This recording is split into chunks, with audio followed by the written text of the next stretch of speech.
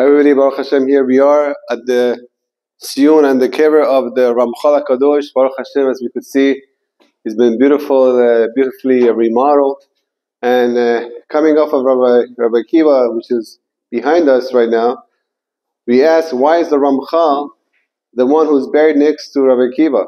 So our sages tell us, in the terms of Kabbalah, that his Neshama, the first 40 years that we mentioned before, Rabbi Kiva was an Amaretz. He was not observant, he didn't know too much, he didn't know Torah.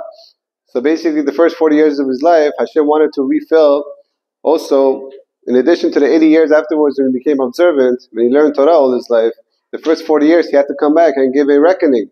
And he came back in the holy body of none other than Rabbi Moshe Chaim Luzzatto, the Ramchal, who wrote the famous Sfarim of Derech Hashem and Mesad Nesharim and a lot of other Sfarim, like the Ilad of the Ramchal, which is on Kabbalah.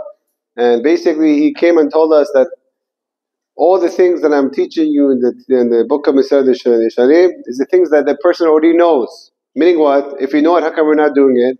Because we're not tapping into it.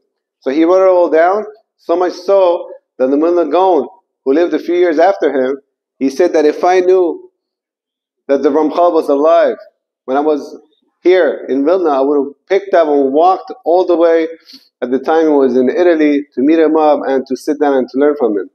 You see how much that the Ramchal had an effect of the Gedolei Ador of his time, and so much so that he also has an effect to our lives until today. We have to learn to use every second like the Ramchal did, to fill up our lives, to tap into the things that we already know, the moral things that we have to do to go under the banner of Torah, to do the right things.